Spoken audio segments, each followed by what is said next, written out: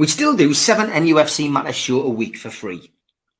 But if you want to help support NUFC Matters, then there are a few ways of doing it. Hit the like button on each live broadcast and video. This helps the channel grow. Hit the subscribe button and select the all notifications bell so you don't miss a single show. If you want to help us financially, then you can join the channel using this button with the membership starting at $1.99 a month. Or you can drop us a donation in the chat using a super sticker. We're also looking for sponsors. If you'd like your brand advertised on the flyers for the show and featured during the ad break, then email John at nufcmatters.com to arrange today. You're the joker, the expert, the voice, but you're one of the crowd. A vision of weakness, you're dull, but your voice is so loud. I'm the butt of your joke, cause that's all more girls you hang round. You kill to make your imprint on my soul.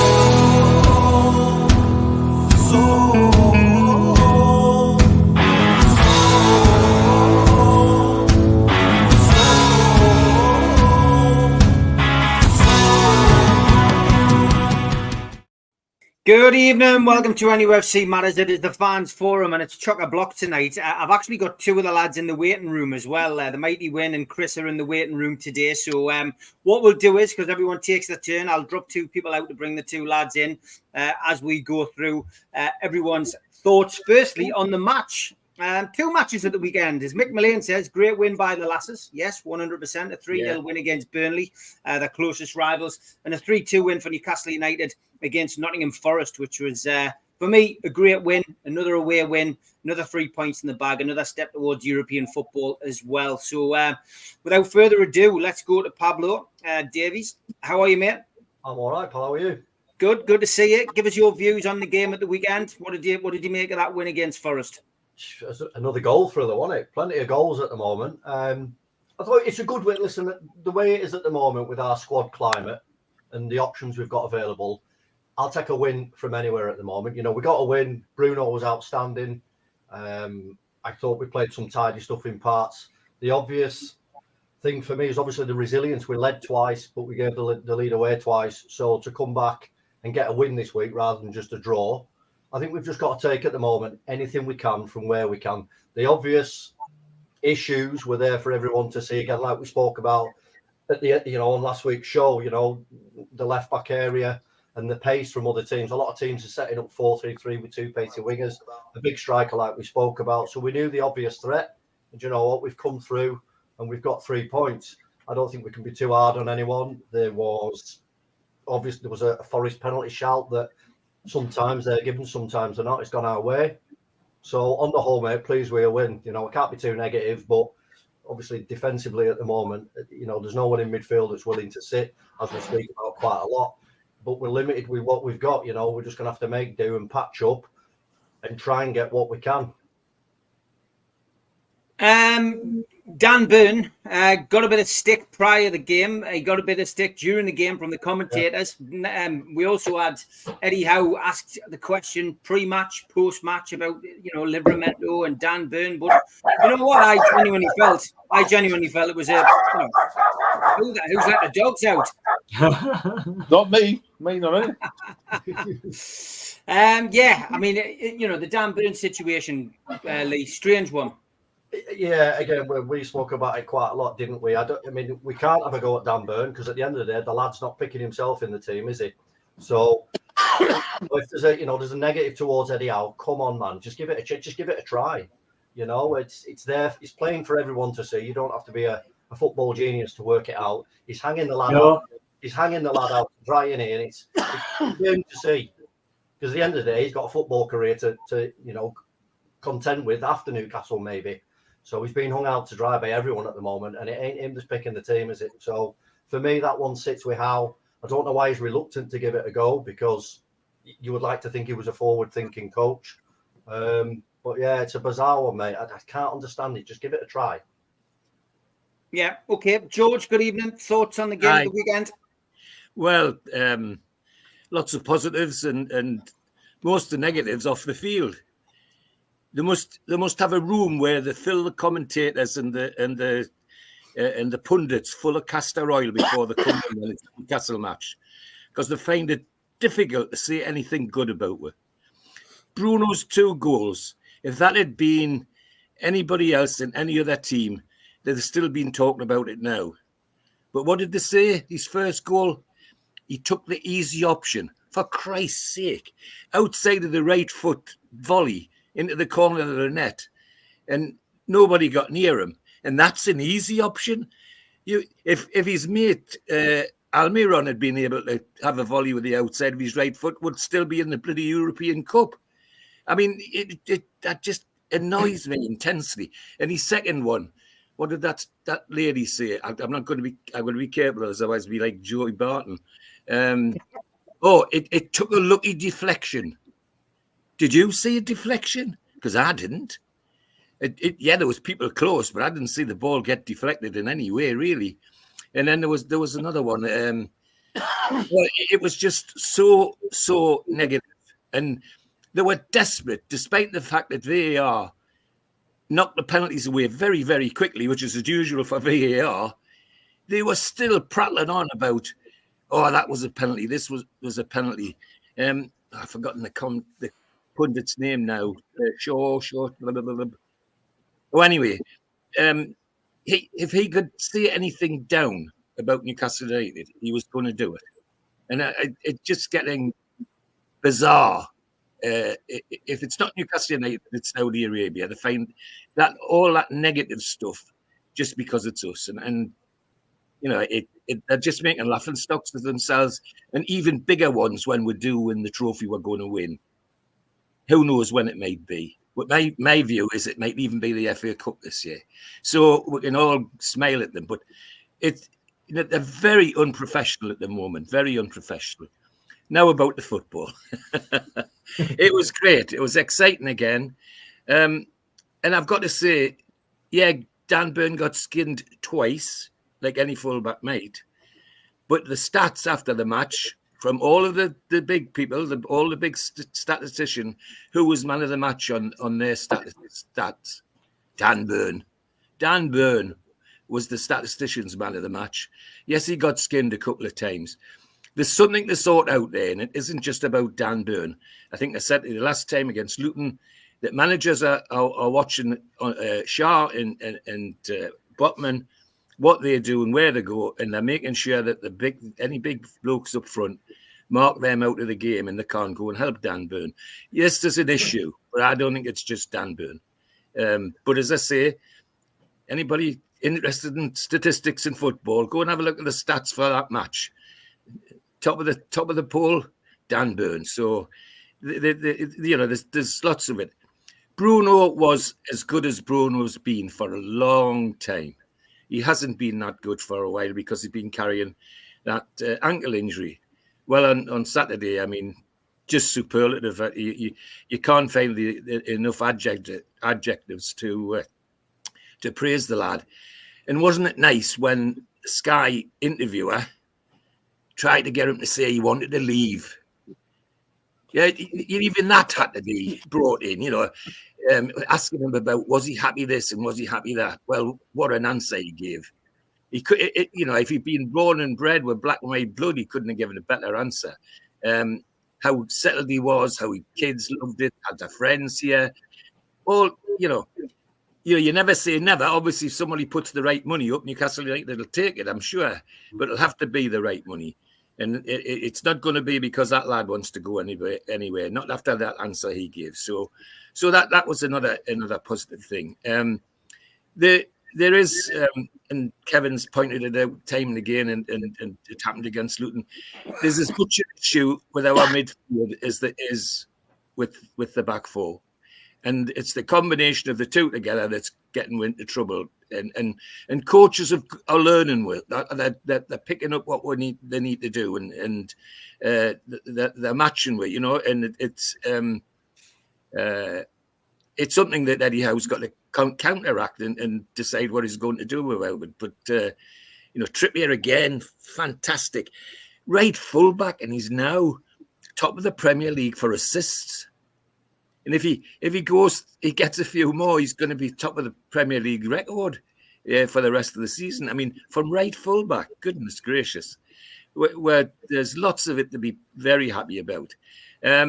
Lewis Miley came back into his better form. He was looking a bit jaded and a bit tired, I thought, in the last couple of matches, but he came back to it on Saturday. Now, I think that's because they've had a week off and they've had time to prepare properly and all of that sort of thing. So, good. Anthony Gordon, the last one I'll talk about. Anybody what doubts his commitment needs to get their head wobbled. He was in that game towards the end. He was playing right back alongside Trippier to defend Waleed, and every ounce of him looked black and white to me, and can't wait to see more of him in an attacking sense. So, as you can gather, I enjoyed it, lads. But it gets you on the edge of your seat when it's a bit nail biting like that. But somebody's already said it. Resilient is the word to use.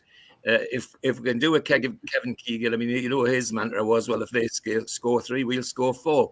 Well, it's not quite as exciting as that, but it has been the last 2 games. But thoroughly enjoyed it. Lots to like.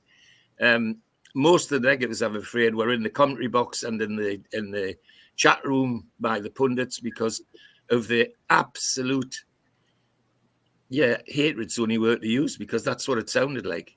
They're so determined to talk Newcastle United down. Well, I don't swear usually. Well, it can sod off.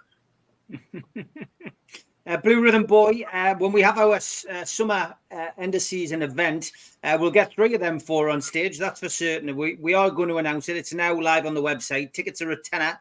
It's going to be the biggest one to date. NUFC Matters Live end of season party, 20th of July. 5 o'clock in the afternoon until late. We've got a live band on called Stannington. We've got Ask George live on the stage with a twist, I hasten to add. And live Q&A with Super Matt and Gibbo, who'll be talking about this season, of course, looking ahead to the season ahead, talking transfers as well, because it'll be in the summer, and a few special guests as well. Tickets are a tenner, live now on the website, nufcmatters.com. Go and get your tickets today. I'm going to drop George out. I'm going to bring Chris in. So now we've got our full complement again. I'll bring the lads back on as people take their turn. So Ian, give us your views on the match, mate. Excellent. I was lucky enough to be there with Tommy. Brilliant. And he pointed out he was spotting tactics before I did. He pointed out that we started with a back 3 at the back and Trips moved into midfield, which I hadn't spotted. I'm sure Kev did, but I hadn't. I thought that worked well at the start. Obviously, it didn't last very long. I think he sort of dropped back again into his right back position. I thought that was a really good way of controlling the start of the game. I want to touch on something that George touched on, which is Dan Burn. We were fairly close to a few, I'd say, kids who, when Dan Burn got done for pace on their first goal, started chanting Tino, Tino, Tino, and it lasted about 3 seconds. The bloke in front of us, I thought, was going to jump over my head and go and chin the kids like he was that angry. And Pete Davey mentioned it because he was a couple of rows back from us and they were just next to him. And they soon shut up because it was good. It was a minority. It was a few kids, and they didn't do it again near us. Let's put it that way. I thought Dan Burn actually had a really good game. I've been one of the people saying bring Tino in, not because I don't like Dan Burn. I see what he gives to the team. Massive influence defensively. And I've actually got his stats here. I actually did a bit of preparation for this one for once, but I'll not go through them all. But like the main ones are, he had 13 clearances, 3 out of 3 ground duels won, aerial duels 4 out of 7, and he for the position he played in, accurate passes were 87%. He had a really good game. When he did get done for pace, the one that they didn't score, he's not going to match him for pace. We know that, and even Tino, I don't think would keep up with that little March hair, if you want to put it that way. He's quick, you know, and he'll get him on the turn every time. The goal they scored, I've watched it back a few times, and it actually came from a brilliant move. I've usually seen this, Kev, definitely seen it, where Bruno flicked it over the kid's head, and then he played like a volley on to Miggy, and Miggy played. I'm trying to do this without swearing, so let's say a rather poor pass to Sean, which then got intercepted. People are kicking off with Miley saying he got turned, but Miley, you know, if it had had Dan Burns' legs times two, he couldn't have got to that one. Like, and then and the ball through was brilliant from Gibbs White, whatever he's called him, the number 10, who's class. I thought Botman was I thought Botman missed a yard. He could have got to him, but the main person at fault for that for me was Dubravka. He came, he went back, he got caught in no man's land, and then he got nutmegged. You know, it was, if you come in, come. If you're not coming, stay back. If it had stayed back, I think Byrne and Botman would have got enough influence on it. Maybe not got there, but got enough on it to stop that being a goal. So they're the main points. I thought, obviously, I'm going to say Bruno. Well, you know how much I love Bruno. Like, he was absolutely class. The other thing as well for Bruno's second goal, Burns' block to stop their defender coming across is actually what gave Bruno the space to pass it, and that's all he did. He passed it with a bit of pace into the corner. If Burn wasn't there, probably he would have got his foot on that. So I think the stick Burns getting now is just getting a bit.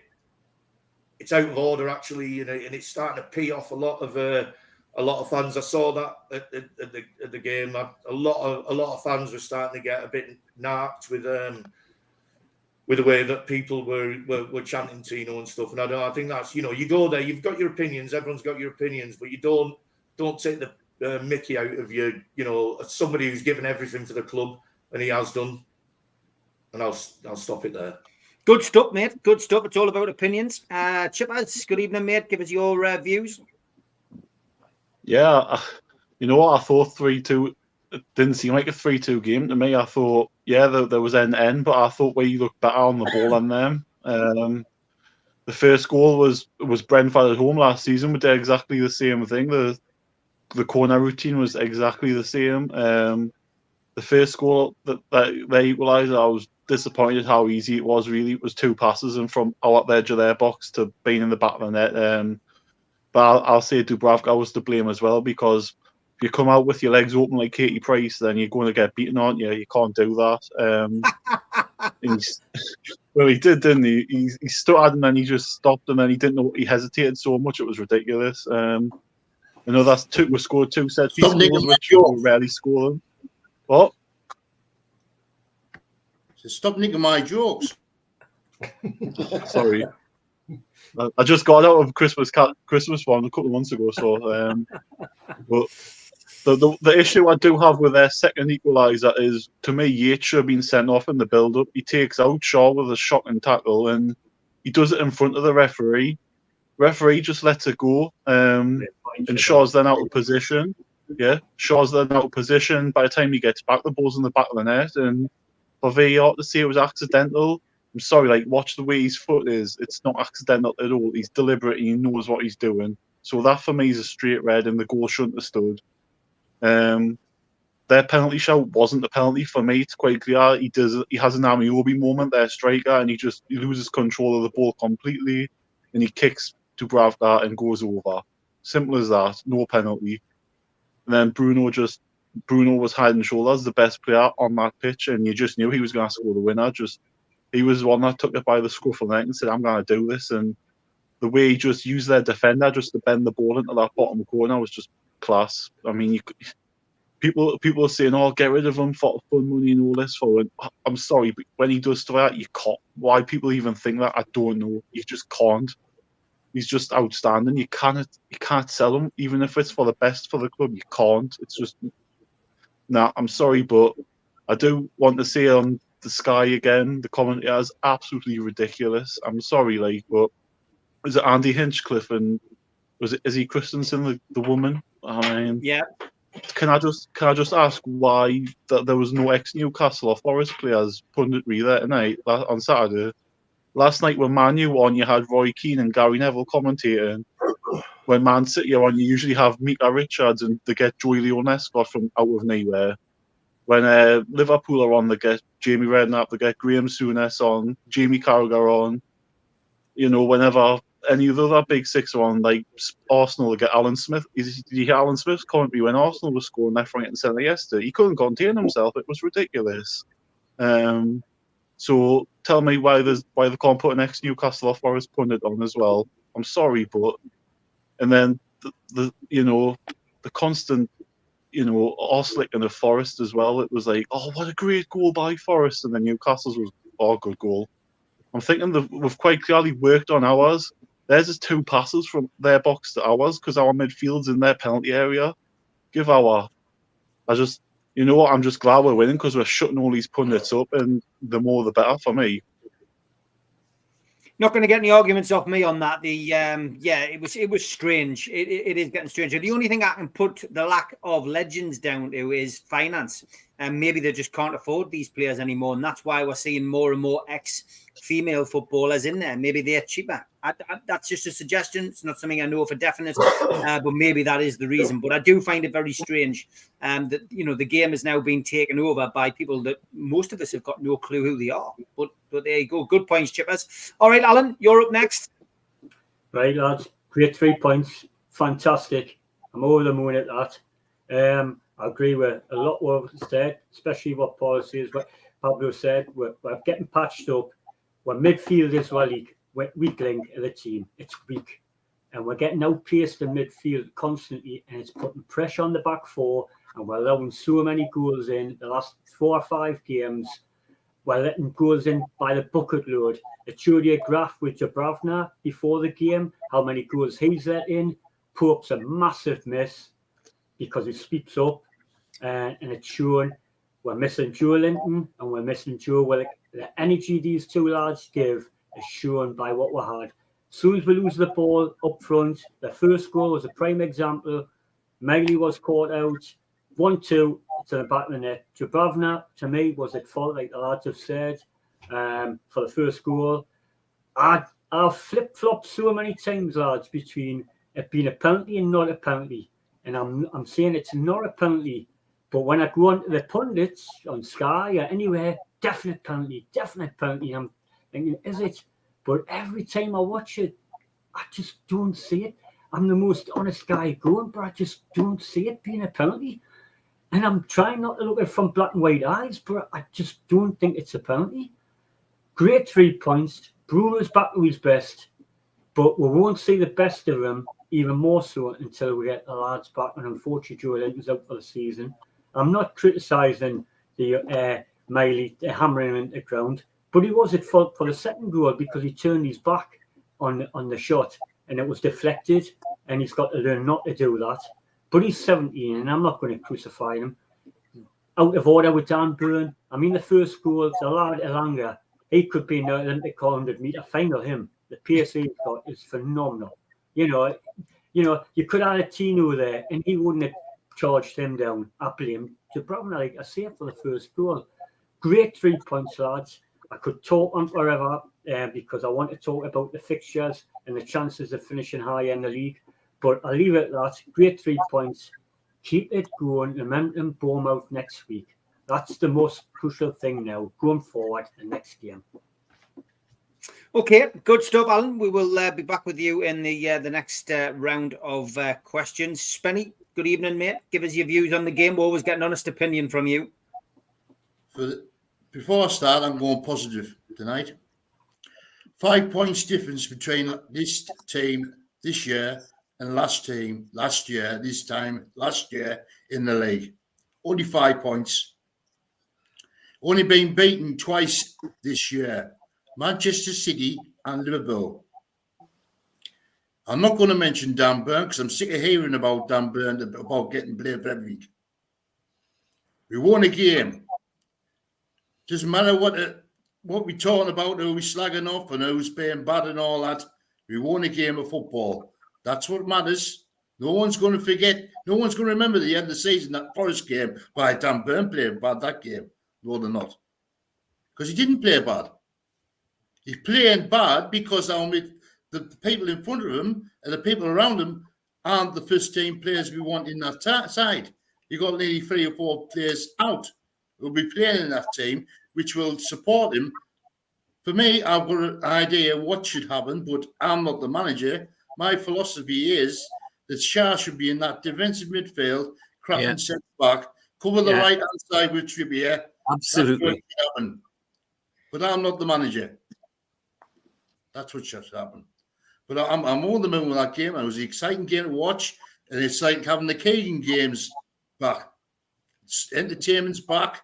And what were we called then? The entertainers. Didn't matter how many goals were scored against us, we won and we scored more.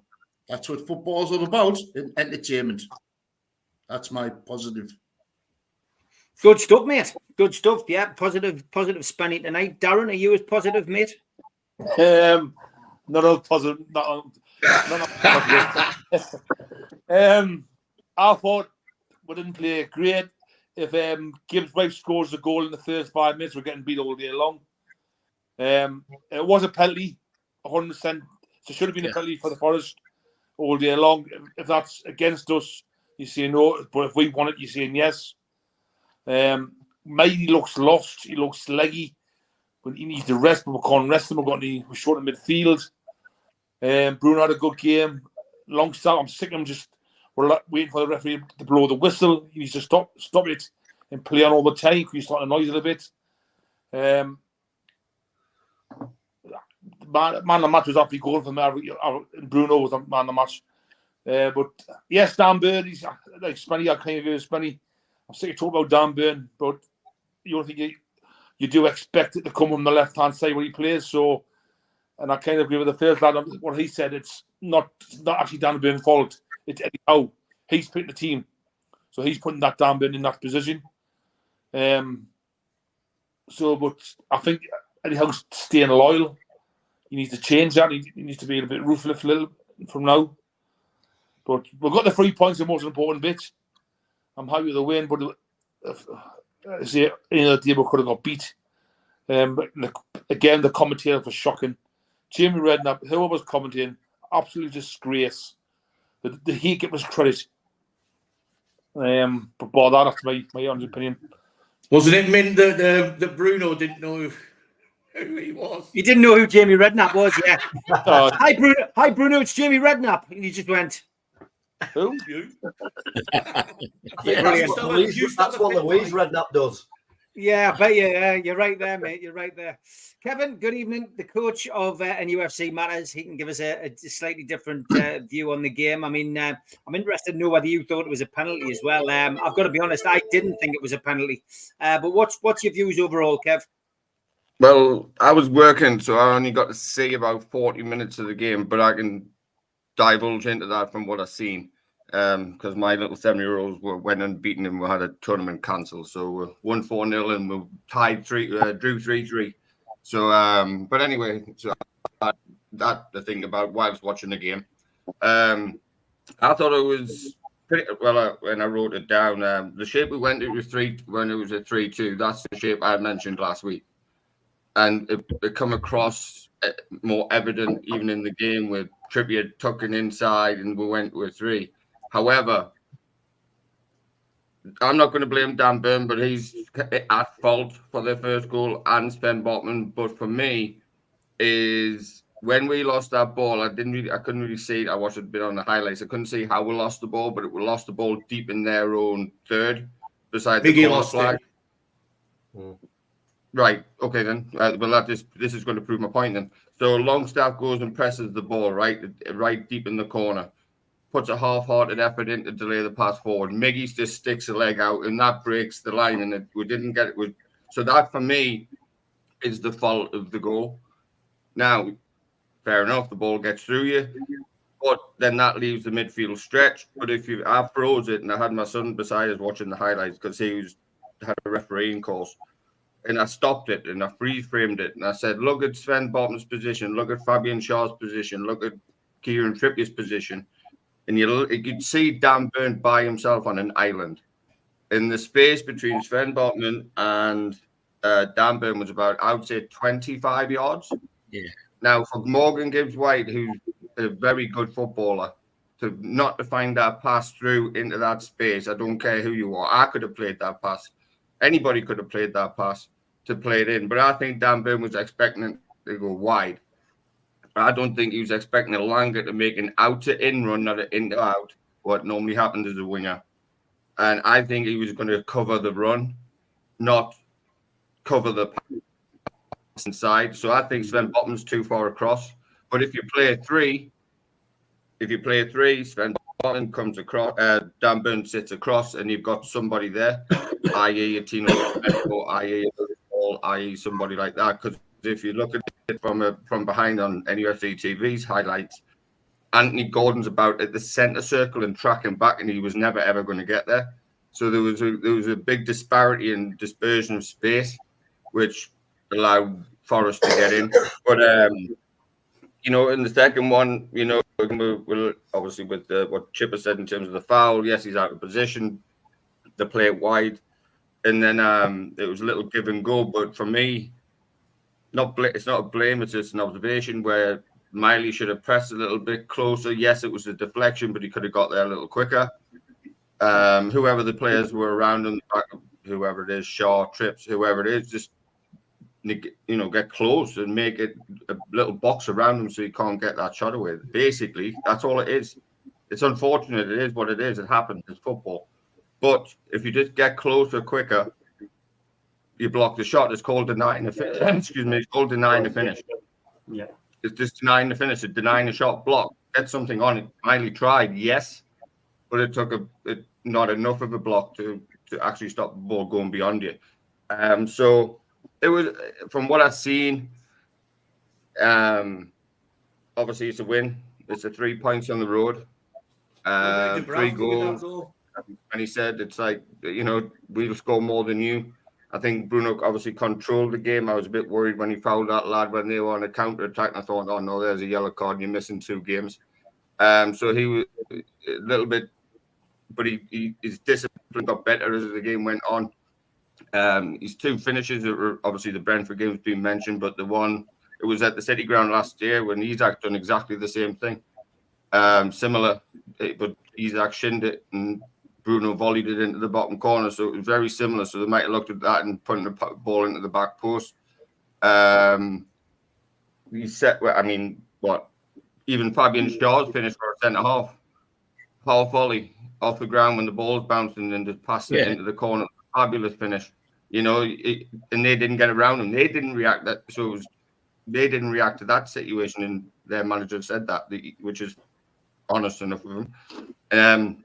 But the third one for me was the best of the lot, with the composed finish and using about 5 defenders to curl around everybody. And who did I have? I had, what's his name? Graham Lasson, John Champion again.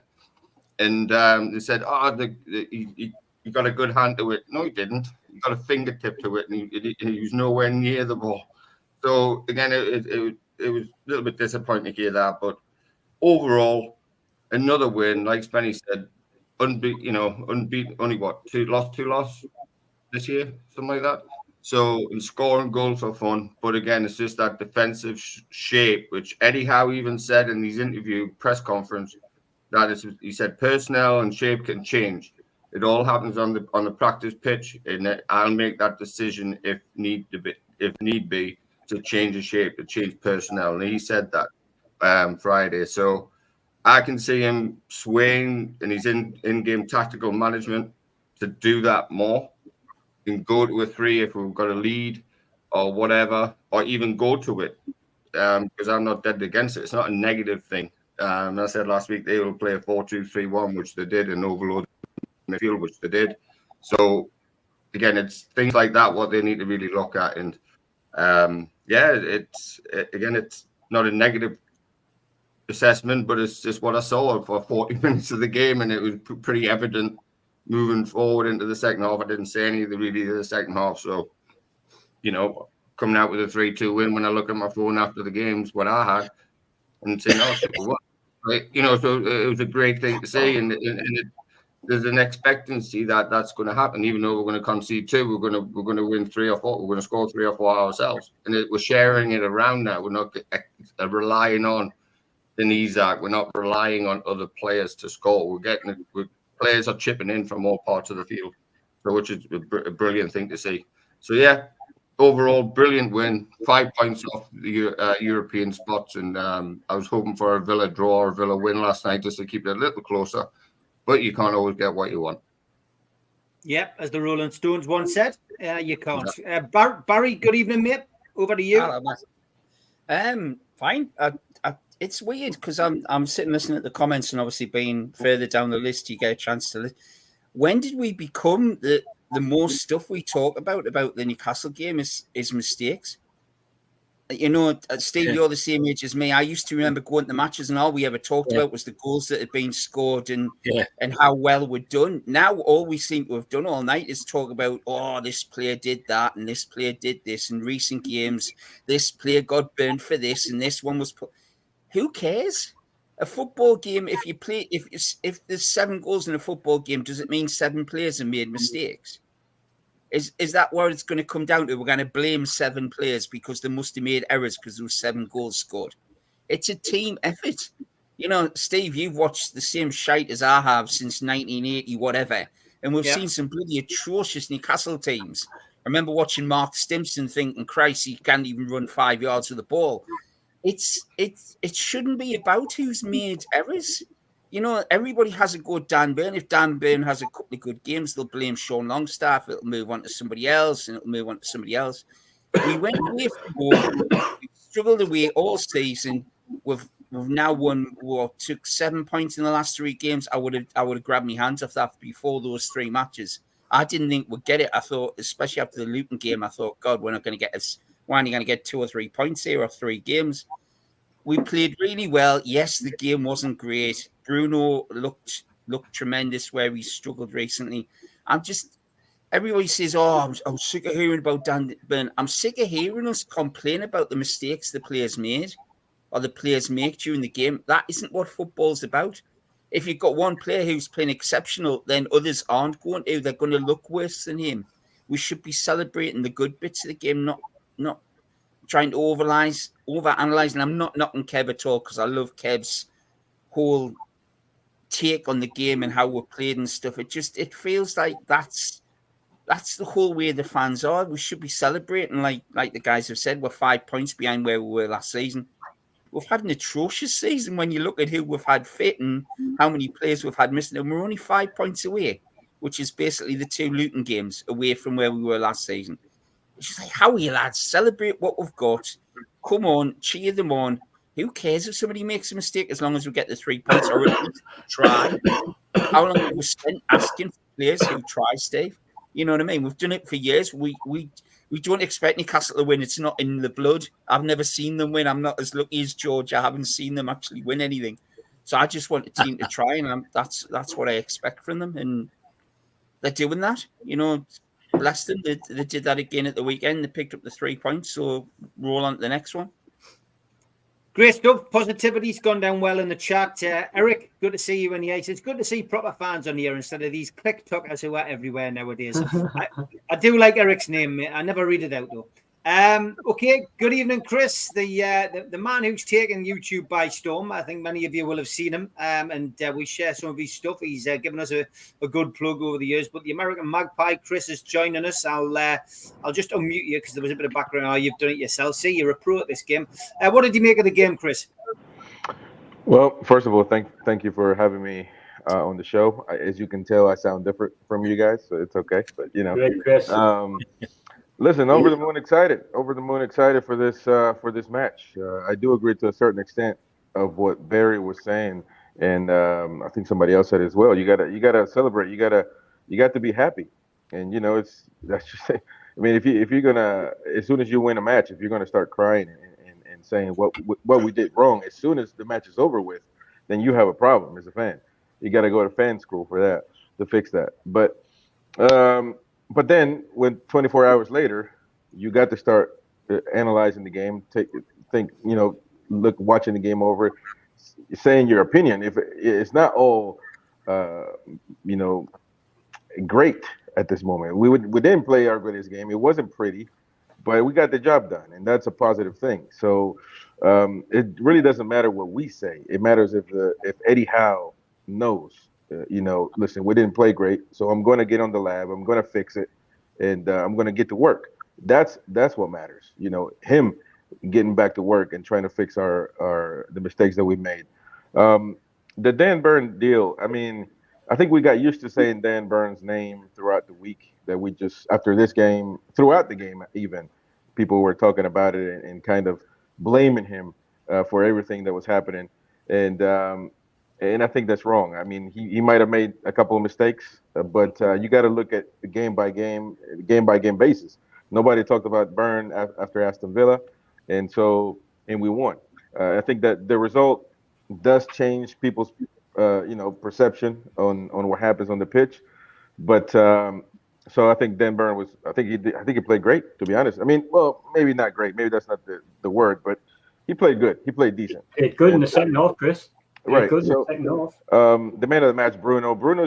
I believe Bruno has been playing like this for a long time. It's just that he scored twice, and then people want to talk about it. But he's been doing everything possible in the midfield. That's the reason why he's been in jeopardy of a ban, because he's been doing everything. He's been defending. He's been creating plays. He's been cooking. He's been cleaning. He's been doing everything at St. James's Park. So. And he scored amazing goals, and obviously he's the man of the match. But Lewis Miley, of course, he's still a young lad. Probably on a good day, if you have a healthy squad, he wouldn't be a starter. But he's doing good at his age, and I mean the whole team really. I would say obviously Callum Wilson, he stays busy up there, but doesn't convince me much, to say the least. Miguel Almiron, he was pretty quiet this game, but and I'm just nitpicking, to be honest. Listen, we got the win, man. It is what it is. We are depleted. You're starting to get some players back, but then Callum Wilson has an arm issue, and then Murphy has a calf issue. So every week something happens. I don't know what it's about, but regardless, we just gotta finish as high as we can. And if we get 6th spot, that's European football. If we manage to get that, I don't understand how. Eddie Howe needs to be praised. If we finish close to European football, or even 7th, where we're at right now, just to keep fighting for a European spot, and you're still very well alive in the FA Cup. I mean, you got to shake this man's hand. Yeah, well said, mate. Well said, and congratulations to Taylor Swift for winning the Super Bowl, Chris. Yeah, I'm not much of a American football fan, but I do watch the Super Bowl. I like the commercials. That's about it. But yeah, I mean, she's going viral, man. She's got a ring now. Not from her, man, but the Super Bowl ring. I tell you what, she's seen many rings, Paul. Trust me. Allegedly. I don't want all these Swiftie fans coming on us. Okay, thanks for that, Chris. Give your channel a shout out, Chris, just in case I forget later. It's the American Magpie, isn't it? Yeah, the American Magpie and UFC Insiders. You look it up, and a lot of these guys are on there. I'm hoping to have Mr. George on there. He's a legend of the tune. So. Yeah, so we're working on it. We had some legends, and of course, the one and only Mr. George. Hopefully we can get him on there. But I appreciate get him on, Chris. But lock your wife up. Yeah. Oh yeah, he'll snatch her up, man. No, I get that. But Steve, sorry, can I share? I'm sorry about that. Sorry about that. No, I wanted to just a big shout out to Steve Wraith. I mean, you've kind of just taking me under your wing and helping me out. So it's not so much what I've been doing. It's people like you that you don't really have to. I have not much to bring to the table, but you have helped me a lot. So I appreciate you. No problem, mate. Your Nobby Solano interview was great. I'm glad I could help, mate. Not a problem at all. We'll bring you back in. Can I talk to you for a second, Steve, please? Go on, Chris, quickly, George. An accent thing, you're talking about not sounding like us. Well, in the 1980s, 81, 82, I was seconded to the US Navy. Okay. Wow. And I gave some lectures to some young naval officers from Ann Arbor in MIT, actually. That's where I did it. The boss was Justin McCarthy, who was a former student of mine. And he'd been telling all these young naval officers, when this guy talks to you, you'll not understand a word he says because he's Geordie and they speak a different language to the rest of the country. Well, I gave my first lecture in the morning. When I come out, his face was very long. Was it that bad, Justin? He says, no, he says, you've let me down. So I've just told them all week that you wouldn't understand a word you said. So it's all right, the second lecture in the afternoon, I'll put it right. So in the afternoon, they got all the why eyes, how is, all that sort of thing, turnpike and Dippy Alley and all that. It all came out in the afternoon. Yeah. Good stuff. I did like that one that came up before. Where was that post gone before? I asked Mighty Win his views on the game. It was William. He goes, am I the only person who thinks Alan Thompson resembles George Eastham and Barry Hogan is a dead ringer for the late great Jimmy Schooler? Not far off. Not Too far good, off. too good looking, Yeah. two good lookalikes there. Thank you for that, yeah. William. And Tracy, good evening. I hope you're well. Yes, we do remember Ron McGarry. I wouldn't say people remember him fondly. Probably a little bit more fondly than some, but not as much as others. Had Boots will travel or something along those lines, or had Boots scored goals, George, wasn't he? No, have Boots will travel. Yeah. Yeah, great lad. Personally, did a few talkings for me at the number 9. He's a top man, very, very funny. Ask him about the night that Bob Moncur went down to a few pubs down in the different part of town, shall we say, Tracy? That's always a good one to get him started on. Win, good to see you, mate. What was your views on the game? Good evening. Marshall, Craig, Clark, Anderson, McGrath, Eiley, Hockey, Eiley, McGarry, Edmund, Suddock. Promotion team 63, indelibly printed in my mind. Love it. I love it. Great stuff, mate. Well, I'm definitely in the happy clappy brigade. 3 points, well done. Dan Byrne performing exemplary as far as I'm concerned. As I say, any fullback's going to get skinned once or twice in a game, and that's all that happens to him, which is always highlighted. So I'm pleased about that. I've been championing his cause for weeks now. Yeah, good game. But the big but for me is the midfield. Bruno currently is a one-man midfield, and I forget who said it earlier on, but I gave him a round of applause at the time. I would love to see Shea pushed up and given a shot at DM. We've got plenty of centre backs. We've got far more competent centre backs than we have competent midfielders right now. And so while J7's out, while Willock's out, while Anderson's out, I would love to see Shea pushed forward and another centre half brought in. When he does kind of started the match yesterday with Trips doing that. So Shea was kind of playing right back, really, and Trips tucked in. But that still didn't solve the problem right in the centre of the pitch, just their side, if you like. There was no competition there at all. They had pretty much a free run. And I think we're also seeing yesterday highlighted just how much better of a number 8 Bruno is than a number 6. Yeah. And we're just wasting all of that talent, asking them to play number 6. So again, I think, people could call us wrong, but I think it's easier to be a competent number 6 than it is to be a competent number 8. And so I would love to see them give that a try. And then that would also enable Tino to go on the left where everybody wants and put Dan in the middle where everybody thinks he belongs. Discuss. Lots of I totally agree with Bruno. I totally agree with the number 8 situation. He creates goals, scores goals, and he would help the forward line. I totally agree with the number 8. But I wouldn't play short centre mid DM league. I like him centre half. Wouldn't play Joe Linton centre midfield either, would you? I'll play on the left. All right. We are halfway through the show, chaps, and as always, it is time for the ads. And yes, I have corrected them finally. A lot of people sending messages in going, "Oh, that's the bus travel company. You say it wrong." Well, yeah, I finally changed it. A big thanks to all our sponsors, Skips and Bins. Go to their website, skipsandbins.com. Email inquiries at skipsandbins.com or telephone 0800 25 45 25 3. Easy contract free and pay as you go waste collection. Thanks to Mr. Vicky's Sauces, handmade in Cumbria. Go to their website, mrvickies.co.uk. Email info@mrvickies.co.uk or telephone 01768 210 102. Thanks to United Group Travel. Go to their website, unitedgrouptravel.com.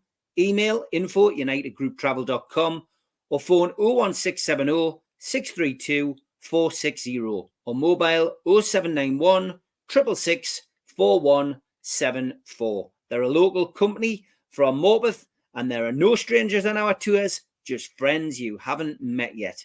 Big thanks to Media Arts for all the help with the video side of things. And if you want to subscribe to the channel, hit the subscribe button under the video. Click the thumb up to like the video and click share to share to your social media.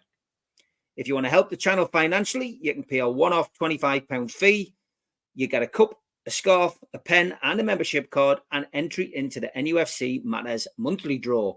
Email john@nufcmatters.com for more details, or if you've got a smartphone, scan the QR code now and it takes you straight to the membership pack.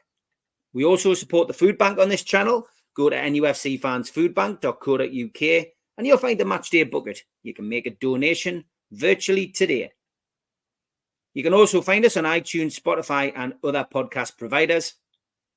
We also do events during the year. NUFC Matters Live will be at the O2 City Hall on Friday the 2nd of August for an evening with Rob Lee, one night in Antwerp. Tickets start at £15 and you can get them from ticketmaster.co.uk. An evening with the entertainers takes place on Friday the 24th of January 2025 at the Tyne Theatre and Opera House in Newcastle. Telephone 0844 249 1000 or visit the website tynetheatreandoperahouse.uk to buy tickets today. You can also catch me on the North East Footy Breakfast Show live on Toon Radio weekdays 7 till 9 a.m. on DAB, smart speakers and the toonuk.com. Okay, welcome back to NUFC Matters. I'm going to play out with a Long Sands song later on. Everybody really enjoyed hearing and seeing one of the videos, and they are back. I've pinned it in the chat tonight. They are doing a one-off gig at the Blythe festival that Vince Race runs. So if you click the link in the chat, you can buy tickets for that. It's a festival, but the Long Sands are going to go along and do an hour set there. So if you want to see them live, take the opportunity to go and see the guys. Okay, let's ask the $1 million question. And here we are, 12th of February. Newcastle United sitting in 7th place, Lee. And, in the European spots, it has to be said.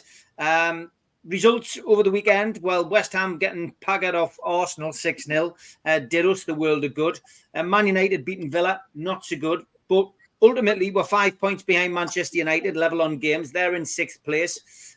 We're 10 points behind Villa in 5th place. And we're 11 points behind that 4th place that Spurs occupy at the moment. Still all to play for, mate. Still all to play for. Where do you think we're going to finish this season and why? First and foremost, pal, I've had my girlfriend in my ear all night about George being at the end of season due. Oh, right. She wants a meet and greet. Oh. Tasty, eh? Right, anyway. I wondered what that was then for a second. I was doing the queue. Looking at it, I mean, without being too negative, I think Champions League, definitely not. 100% definitely not. I think because of the way the squad is. I think European football, absolutely. I would suggest probably around 5th to 7th. I don't think it's going to get any better than that because I think with the lads coming back in, it's going to take us time to get their rhythm again. They're not going to be 100% match fit straight away. We're holding on to these players coming back all the time. So I think Champions League definitely out of the question. European football, that's definitely what we've got to be looking at. And if the shit hits the fan, it's just one of them years that we're just going to have to put down, regroup, and go again. But I'm hoping, mate, 5th to 7th. So we've at least got some games to play next year and attract the players, hopefully. All right. Okay. What about you then, George? What's your feelings? 4th or 5th. That's my feelings, because we've got, in the early part of the season, we're complaining about our fixture list. Well, they're all gone. If you look at the fixtures now at the end of the season, there's no reason why, if we can play like we have in the last 2 games, and particularly like we played at Villa, that we couldn't go on a run that will take up that league and surprise a lot of people. So I'm really hopeful that we'll get at least 4th or 5th in the league. And we've got the talent to do it. And especially as everybody's saying, now that people are starting to come back. There's one issue, and that's the centre-forward issue, isn't it? We've got 2 centre-forwards that have got crystal legs, you know, the glass legs, and we've got to nurse them to make sure that at least one of them gets through the season. That, for me, is the weak link. The debate about Shah, go and look at some of the times he's played that position for Switzerland, and how he's dominated games when he's played for Switzerland from that position. So, you know, it's not as though he hasn't done it and we haven't seen it. He's been brilliant at times for Switzerland. So that's another issue. But, yeah, short answer to your question, 4th or 5th for me, Steve. We've got the talent to do it. And if they get in the sort of run, the energy's back, the obvious togetherness with the lads is back. You can see it in their faces. It disappeared for a little while, and that worried me, but it's well and truly back now. And yeah, I'm looking forward to 4th or 5th. Okay, Ian. As much as I hate to agree with Spenny for many reasons, including his welcome back that he's given me into the chat, which has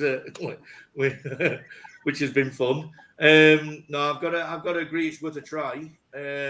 Like George says, he's played there. I know he played there under Cabbage Head, and he wasn't great at that time, but nobody was great under him with us. So let's be honest, it's worth a try. Position wise, looking at the games, there's only Arsenal really that I'm worried about, that we've got left in the whole run. We've got Man United away. Well, we're going to do them because we always do now. That's just part of it, part of what we do. And I think we got Chelsea at home. Chelsea away, isn't it? Chelsea away. Well, anyway, it doesn't matter whether it's home and away. Apart from that, I honestly, I think every game's winnable. I think Arsenal's the hardest game we've got left, and then after that, it's a clear run. We'll live or die on injuries, basically. Like Pablo says, if we suffer many more injuries, you know, that might hamper us. But if we're lucky and the lads come back who are looking like they're due to come back and are coming back, I think we can sneak 5th position, and that should be Champions League, I think, from what the talk is at the moment.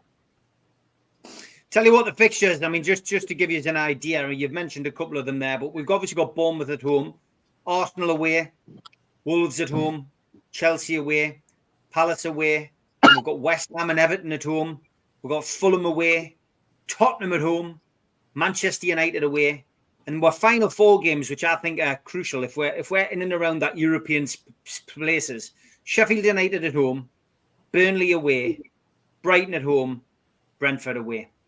Easy. Winnable games. The winnable games. We just need that bit of luck with the injuries. That's what we need.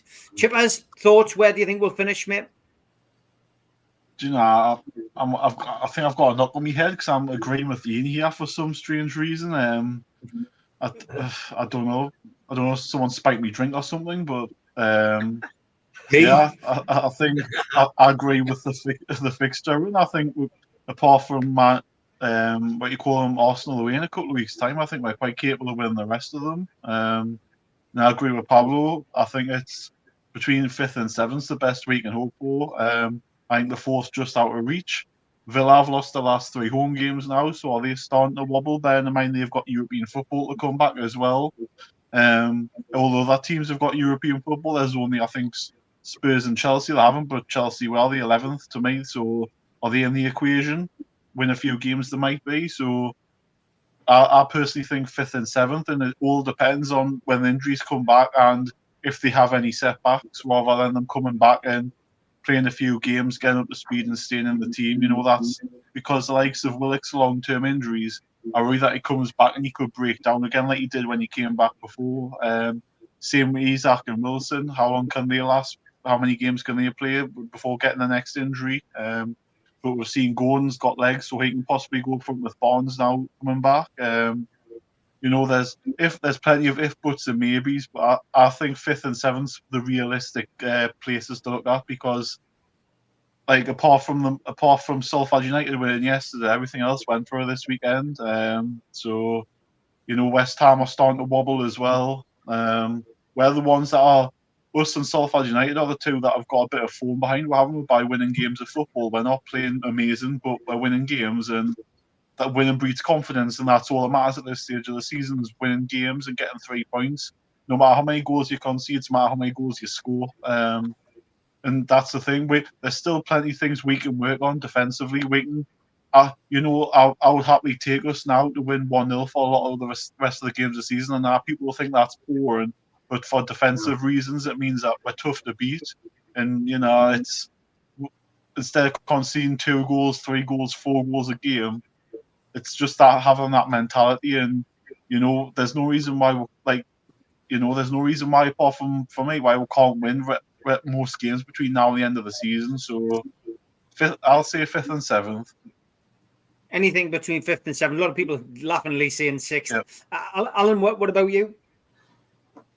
At the present moment, lads, I'll say 7th. But what I would say with Pavlo, and I agree with him, that it's out to reach 4th position. But Tottenham and Villa have got massively hard run-ins. Villa have got Liverpool, Man City, and Arsenal in the last 6 games. And Tottenham have got similar. Although the last 2 games, they've got easier last 2 games, Tottenham, but they've got a similar run as well. If we can just get the confidence and avoid, like you said, Steve, at the start of the question, avoid injuries and believe, and I do believe it'll depend on the next 7 games. Ask us this question when we've got 30 games on the board, Steve, with 8 games to go, and then there could be a different answer. But I'd say 7th. But what I would say is, what gives us confidence, if we can get over the likes of Bournemouth, there's no team apart from Arsenal away that I fear at all and not winning. So we've got a great chance if we believe that we can do it. So I'll say 7th at the minute, Steve, but it's all to play for. Okay. Win. I'm a little bit more positive. I think 5th or 6th. And you were on about Villa's run in. Villa left the play. I'm just looking now. They've got Tottenham, so they are taking points off each other, the 2 of them. We've got 10 points effectively to make up on either Villa or Spurs. We play Spurs ourselves. Villa have got Tottenham away, West Ham away, Man City away, Arsenal away. They've got a tough West Midlands derby against Wolves at home, and then Chelsea at home and Liverpool at home. Now that is not an easy fixture list. So I think we can catch Villa up. Tottenham, we've got them to play, and Tottenham have still got Chelsea away, a London derby against Palace, Aston Villa away, West Ham away, us away, and Man City at home, Liverpool away, Arsenal at home.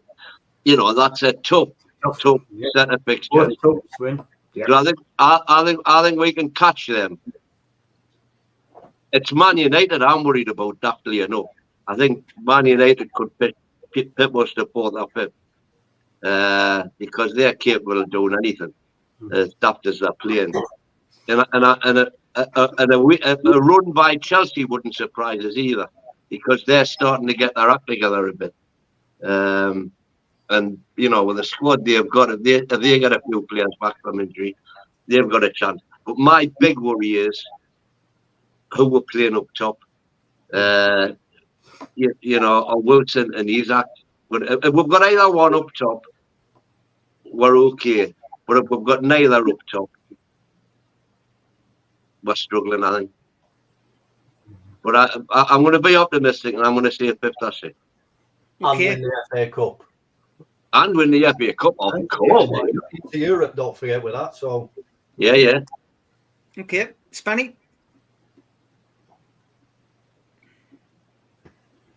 Hey, that's all right. I think we'll get third. The reason why we think we'll get third is because everybody will be back to Arsenal, except Tonali. We'll have a full team, full bench. Joe Little for the season, though. Can I carry on? Sorry. I think we will get third. We'll beat Arsenal as well.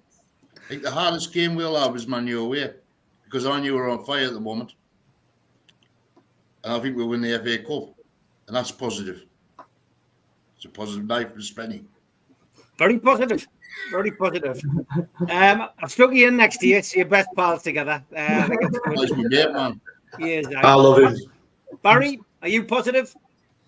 I'm not quite as positive as Spenny. I was going to go 4th. Me heart's saying 4th. I think my head says it's more likely to be 5th. I think we need a decent run, which I think we're overdue of injury wise. I think football tends to even itself out over the season, and I think we're going to, fingers crossed, get some luck that we don't pick up as many injuries as we have done the first part.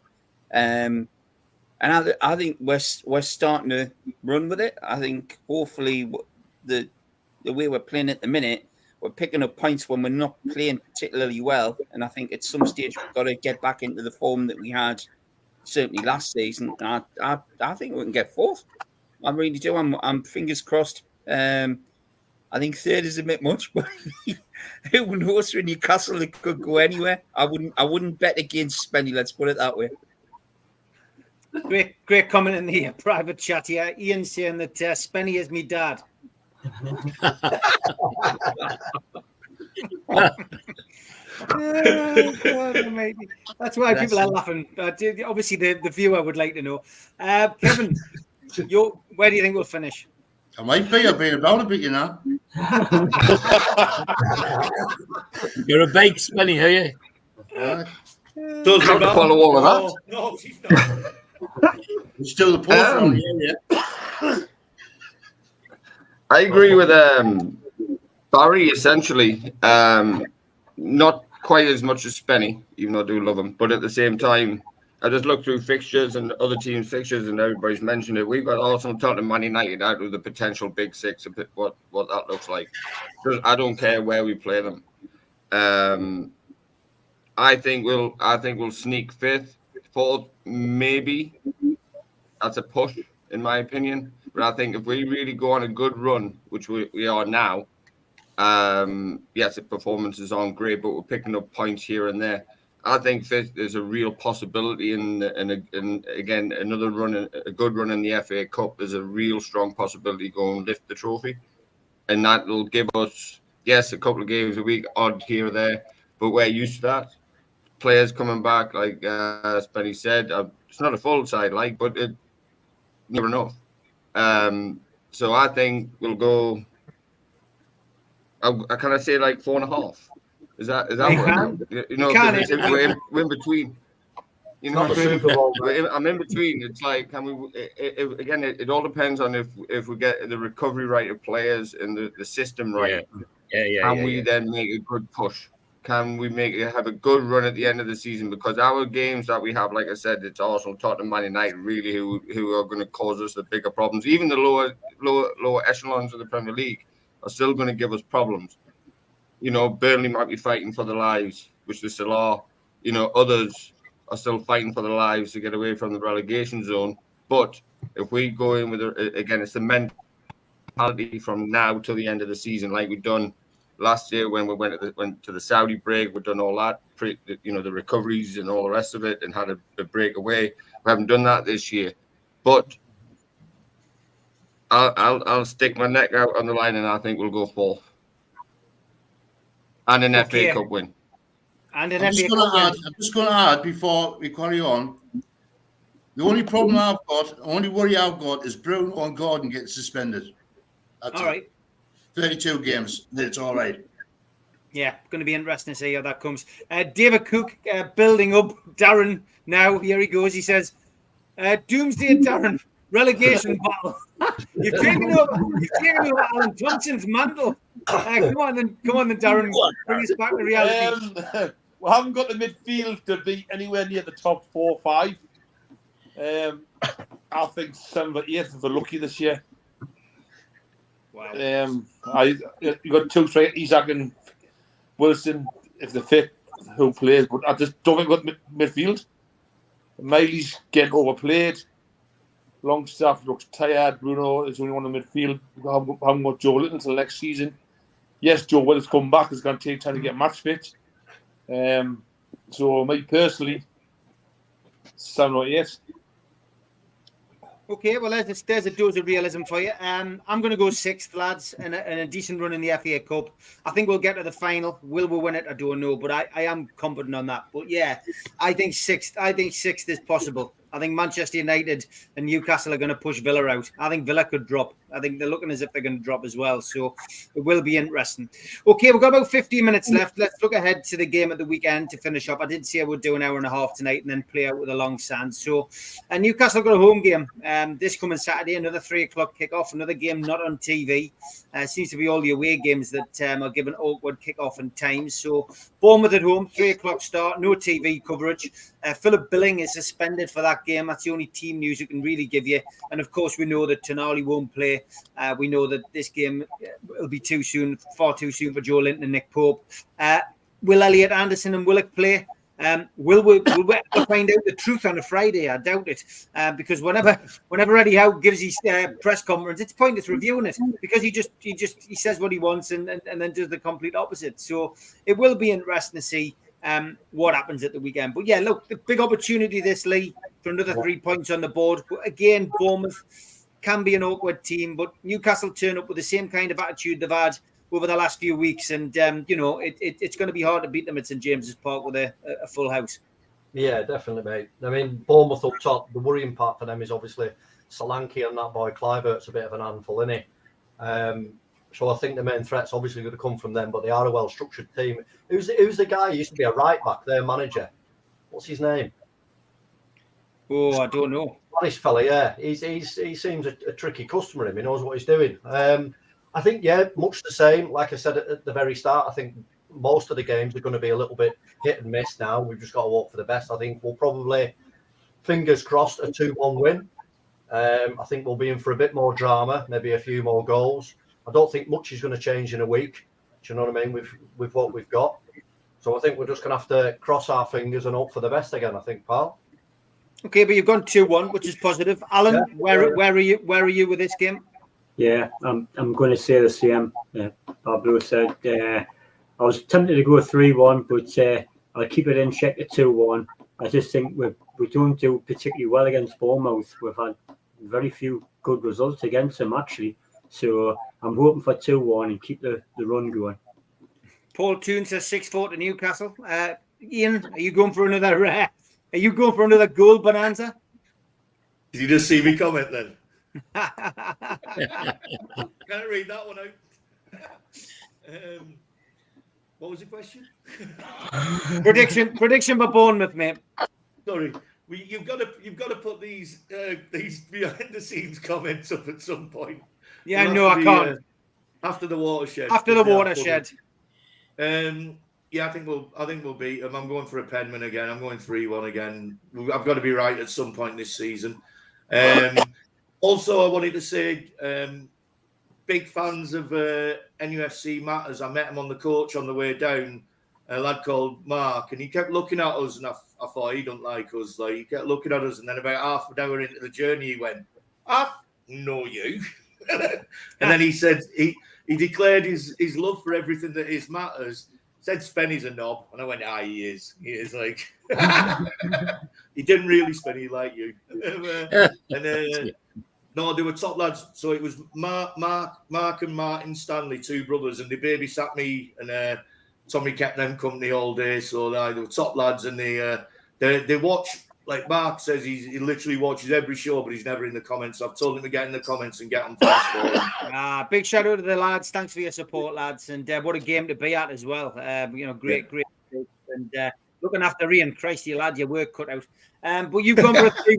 You've got a 3. We've gone for a 3-1. 3-1. Spenny?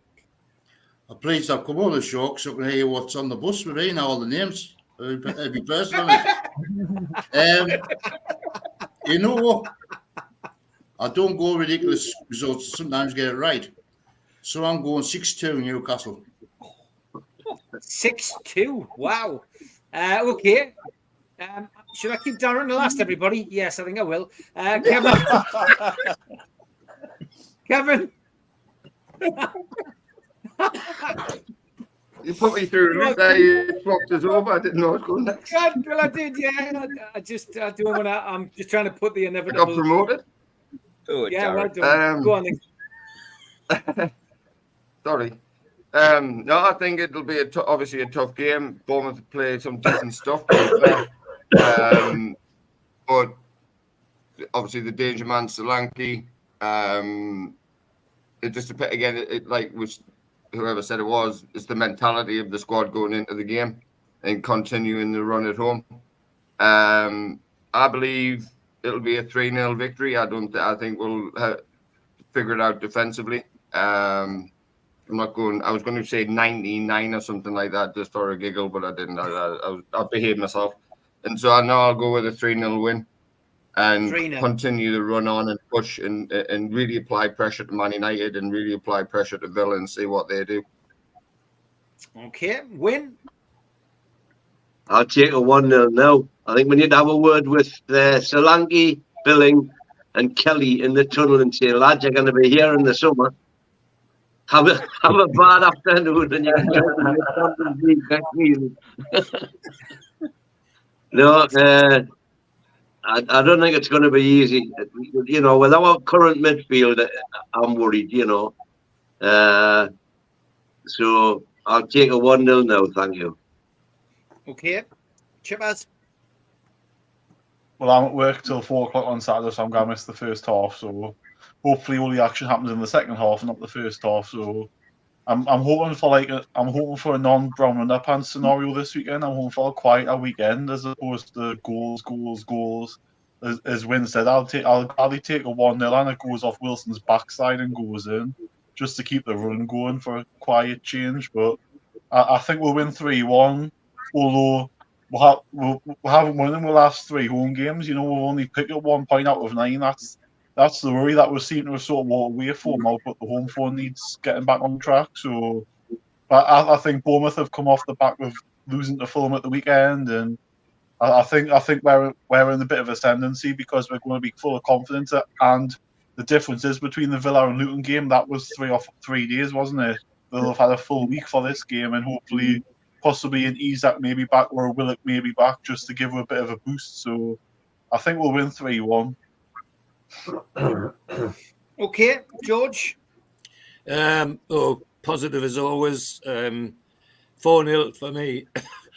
I think we've got too much for Bournemouth. If they just repeat what they've done in the last couple of games and the spirit that's come back in the team, Bournemouth shouldn't be any trouble. So 4-0 for me, Steve. All right, Barry? Can I just say before I give me prediction that I don't want the goal to go in off Wilson's backside because then he'll have a muscle strain and he'll be out for the next 3 weeks. Injured glute. Oh, God. Well, I've got optimism. I'm not quite as optimistic as Spenny, but I'll go with Kev. I'll go with the 3 now.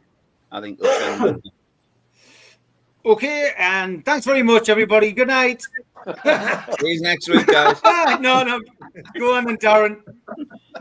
1-0 win if we're lucky. That would be Darren. 0-0. Oh, wow.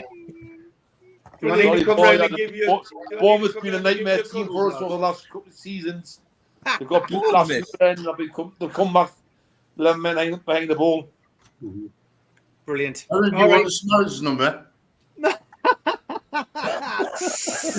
Well, that's been brilliant. I'll be back at 2:45 tomorrow. I will be here with Sid and Rob for Talk of the Two. Make sure you give it a watch. It's a brand new show, which we've only done a couple of them, but it's starting to get the views. People seem to enjoy it. Something a bit different, bit of music in there as well. So join us tomorrow, 2:45, slightly earlier. And like I said, I will play out with a Long Sands video. Which one do we go with? I tell you what, we'll go with Little Britain tonight. Here you go. See you later, lads. Take care. Take care, all the best, everybody. Great.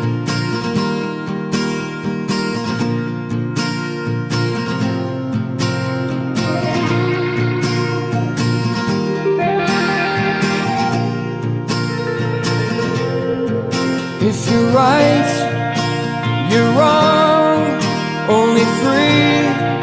If you sing their songs, and I know they wait till we're ahead, and they regulate if I laugh at jokes around work, that my job's on hold, and they fight so hard to be free. But if you smoke your bar, so I'm out here standing in the, I'm out here standing in the, I'm out here smoking in the rain.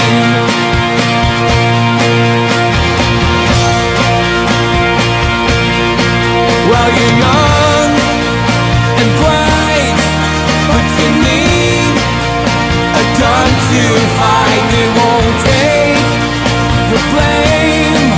It's all sky and computer games, and I see divide on our streets, and it's in our eyes, and I pay the fee.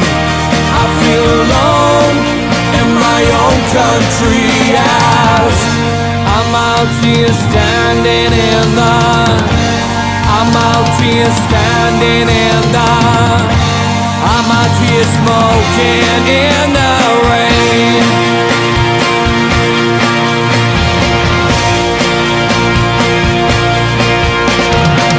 So let's raise the roof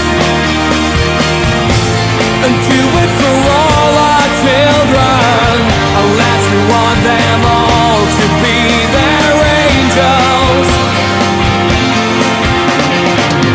Let's raise the roof on our next generation. I'm sick of standing in the, I'm sick of standing in the, I'm fucking smoking in the rain.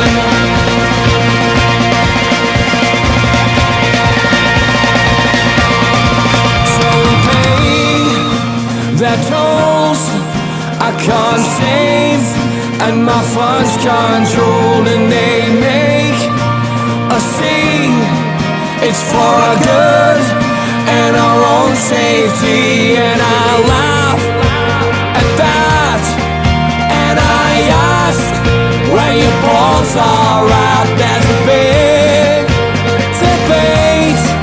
Is it true the weather nanny stayed as? I'm out here standing in the, I'm out here standing in the, I'm out here smoking in the rain.